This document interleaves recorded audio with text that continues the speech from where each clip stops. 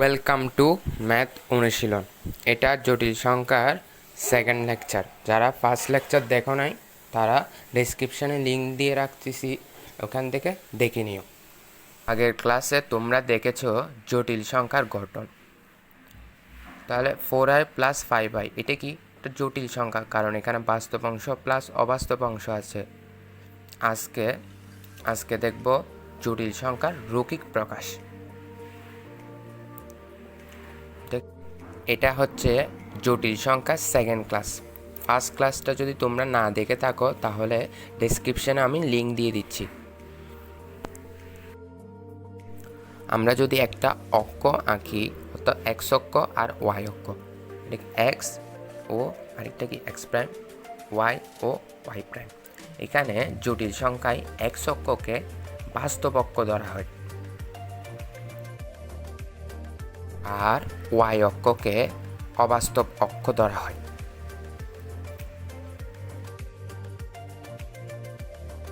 কোনো জটিল সংখ্যাকে রৈখিক আকারে প্রকাশ করতে হলে তাহলে ওই জটিল সংখ্যার বাস্তব অংশকে এক্স অক্ষ বরাবর ধরবো, যেমন 5, তাহলে এক্স অক্ষ বরাবর আমি 5 গজ যাব।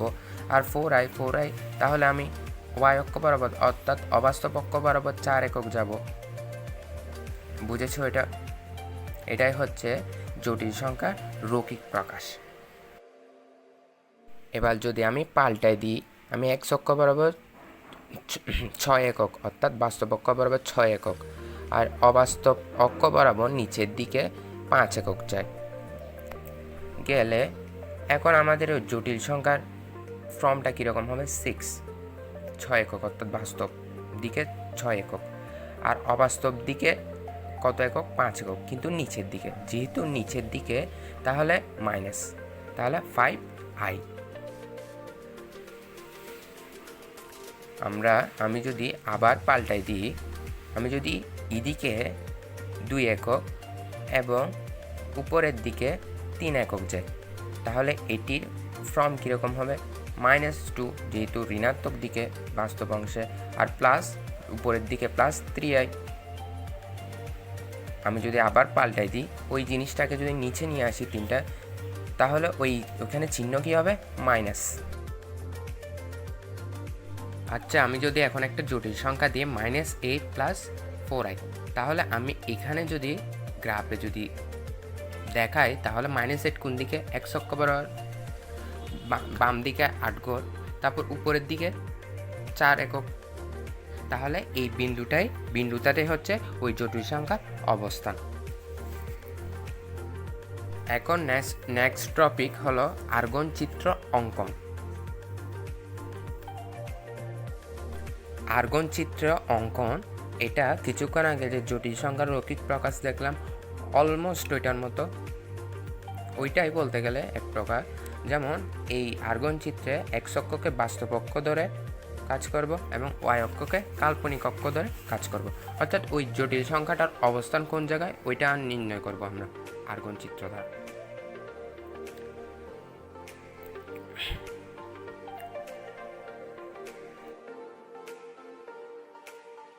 এখানে আর্গন চিত্রটা কি আমি এখানে একটু সুন্দর করে লিখে দিলাম। এটা হলো এক্স অক্ষকে বাস্তব অক্ষ এবং ওয়াই অক্ষকে কাল্পনিক অক্ষ ধরে যেই সমতলে জটিল সংখ্যাসমূহ চিহ্নিত করা হয় তাকে আর্গন চিত্র বলা হয়। এটার উদাহরণ দিয়ে দেখাচ্ছি। যেমন একটা জটিল সংখ্যা 7 - 8i, এটাকে আমরা আর্গন চিত্রে স্থাপন করব। এটা মাঝে মধ্যে সৃজনশীলে ক নাম্বার আসতে পারে, অত ইম্পর্ট্যান্ট টপিক না, তবুও জেনে রাখো। 7 - 8iকে আর্গন চিত্রে স্থাপন করো। প্রথমে আমরা কি অক্ষ আঁকবো? এক্স অক্ষ আর ওয়াই অক্ষ। এখানে এক্স অক্ষ হলো কি বাস্তব অক্ষ আর ওয়াই অক্ষ হচ্ছে কি কাল্পনিক অক্ষ। এখানেও সেম ধরে করব। আচ্ছা, 7 মানে বাস্তব অংশ, এটা এক্স অক্ষ বরাবর একক যাবে? 7 একক। কোন দিকে? ডান দিকে, পজিটিভ দিকে। আর ওয়াই অক্ষ বরাবর কোন দিকে যাবে? নিচের দিকে যাবে, যেহেতু -8। তাহলে এটার অবস্থান কোন জায়গায় হবে? এটা অবস্থান এই জায়গায়। তাহলে এটাই কি লিখবো 7 মাইনাস এইটাই, বা আমরা তো এরকমও লিখতে পারি 7 মাইনাস 8। আসলে এইটা এরকম প্রকাশেই হলো আর্গন চিত্রে স্থাপন করে দেখানো। সৃজনশীল এটা যদি 2 নাম্বার আসে, এটা বলতে পারো আমরা x অক্ষ বরাবর বাস্তব অক্ষ ধরে এবং y অক্ষ বরাবর অবাস্তব অক্ষ ধরে এত ঘর গিয়েছে তারপর এই বিন্দুটা পেয়েছি, এরকম করে বলতে পারো তোমরা। এখন ইম্পর্ট্যান্ট একটা টপিকটা হলো n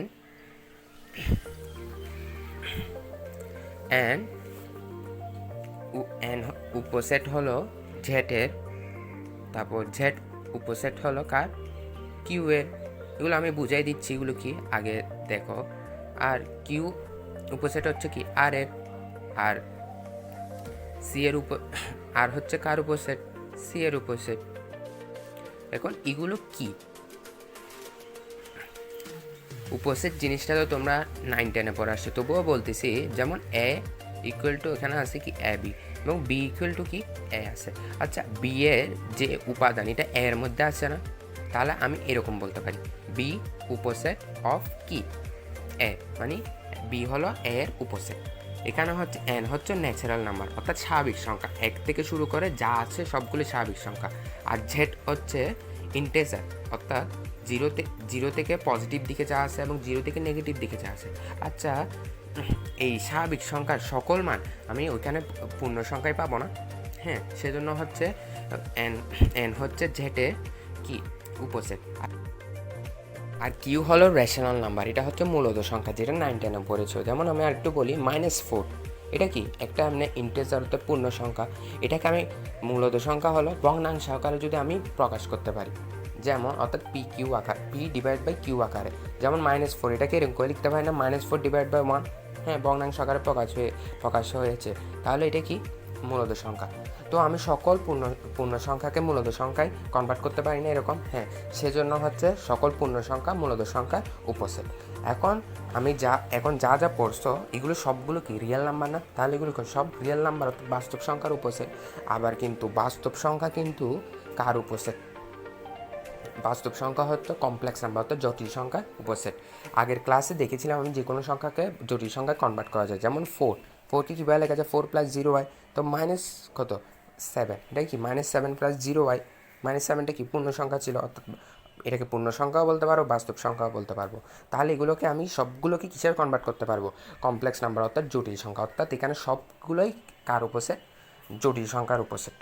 যেমন √7, √7 + 0y, তারপর 5/2, এটা কীভাবে লেখা যায়, এটা তো একটা কি মূলত সংখ্যা। তারপর 5/2 + 0y, সব সংখ্যায় আমরা কমপ্লেক্স নাম্বারে কনভার্ট করতে পারবো।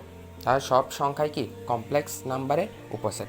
এখন নেক্সট টপিকটা হলো আই এর মান নির্ণয়। এটা ভেরি ইম্পর্ট্যান্ট টপিক। যেমন আই ইকুয়াল টু আমরা কি জেনেছিলাম, √(-1), ঠিক আছে। এখন আই স্কোয়ার, আয়ের উপর স্কোয়ার করলে কত, আই দুইটা না, বা এরকমও লিখতে পারি। তাহলে এটাকে যদি এরকম করি তাহলে আনসার কত আসে, -1। এটা কি i⁻³ তাই এটাকে এরকম করে লেখা যায় i⁻² × i, তো এটাকে লেখা যায় i⁻² এর মান কত, -1, আর ওইটা হচ্ছে i, তাহলে আনসার কত হবে -i। তারপর হচ্ছে i⁻⁴, এটাকে এরকম করে লেখা যায় না, i², তারপর আবার হোল স্কোয়ার, তাহলে কীভাবে লেখা যায়, ওইটার মান কত হচ্ছে -1, তারপর আবার স্কোয়ার, তাহলে 1। এখানে এর মান নির্ণয় টপিকটাতে এই আয়ের মানগুলো, এই 4টা মান অবভিয়াসলি মুখস্থ রাখতে হবে। আই ইকুয়াল টু কত, √(-1), i² ইকুয়াল টু কত, -1, i³ সমান কত, -i, i⁻⁴ ইকুয়াল টু কত, 1। মাস্ট বি মুখস্থ রাখতে হবে এটা, এই 4টা মান।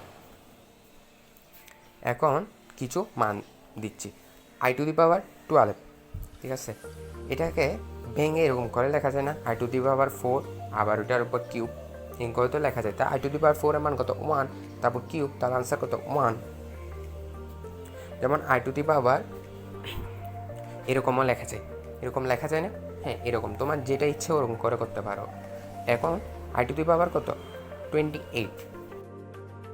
আচ্ছা, এরকম ভেঙে না করে একটা সুন্দর নিয়ম আছে। নিয়মটা হচ্ছে, দেখো, i⁻⁴n + p, জিনিসটা বুঝাই দিচ্ছি। এটার আনসার কিন্তু I to the power P. জিনিসটা হলো আয়ের উপর যে পাওয়ার আছে ওইটাকে আমি 4 দ্বারা ভাগ করব, ওইটার পর যা ভাগ করার পর তাহলে ভাগশেষ যা থাকবে ওইটা পাশে লিখব, ঠিক আছে? ওই বাক্সের যেটা থাকবে ওইটাই হবে আয়ের উপর পাওয়ার, যেমন 28, এটা করে বুঝে দিচ্ছি আই। তারপর এটাকে যদি আমি ভাঙি এরকম করে লেখা যায় না, 4 × 7, তারপর বাক্সেস কত থাকে, তো 4 সাথে তো 28, তো বাক্সেস কত 0, ঠিক আছে? বাক্সেস তো 0, তাহলে আনসার কোনটা? ওই 5 দিয়ে যায় থাকবে ওইটাই answer, I to the power 0, তাহলে আনসার কত 1। আচ্ছা দেখো এটা 28, এটা যদি আমি প্রথমে 4 দ্বারা ভাগ করবো, তো 7 28, তারপর বাক্সেস কত 0, ও এরকম, এটাই হলো বাক্সের যা থাকবে ওইটাই হলো আনসার। যেমন আই টু দি পাওয়ার 88, তো এটাতে 4 দ্বারা যদি আমি ভাগ করি তাহলে 22, তারপর কত 88 0, তাহলে কি বাক্সের 0, তাহলে আনসার কত? আই টু দি পাওয়ার 0 = কত 1, কোনো কিছুর উপর 0 থাকলেই তো 1, তাই তো? এখন আরও একটা দিই, আই টু দি পাওয়ার 77, তো 77কে যদি 4 দ্বারা ভাগ করি কত 1, তারপর কত এখানে 19, তাহলে আনসার বাক্সেস কত 1, তাহলে এই বাক্সেসটা হবে ওইটা আনসার। তো আই টু দি পাওয়ার 1 মানে কত আই, যেমন এরকম ভেঙে লেখা আছে 4 × 19 + 1, তাহলে কত আনসার? দেখছো তো এই সূত্রটা মানে বুঝছো, মানে I to the power 4n + p, ওই সূত্রটা।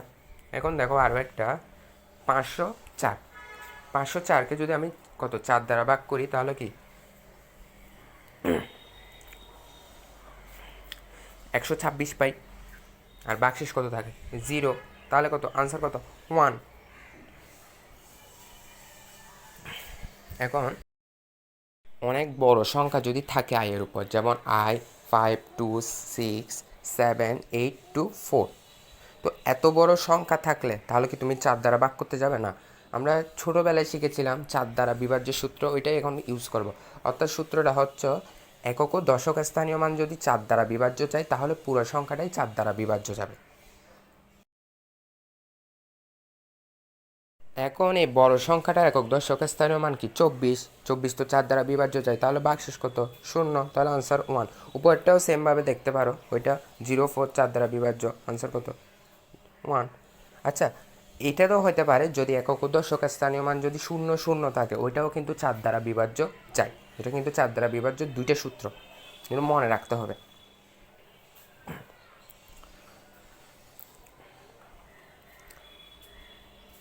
I to the power 6 7 8 2 9 5 4 2 0 5 4, তারপর আরেকটা বাড়াই দিই 6। এখন এত বড় সংখ্যা কীভাবে করব?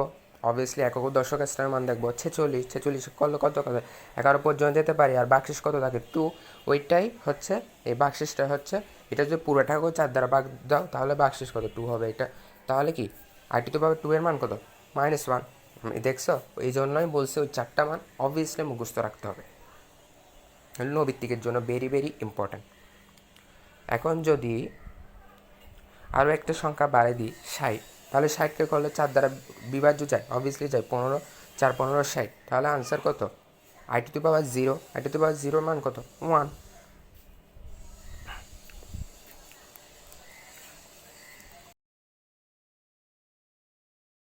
আজ আর না, অলরেডি ভিডিওটা অনেক বড় হয়ে গেছে, আয়ের মান নিয়ে আরও কিছু পড়া আছে যেগুলো পরের ক্লাসে দেখাবো। বাই।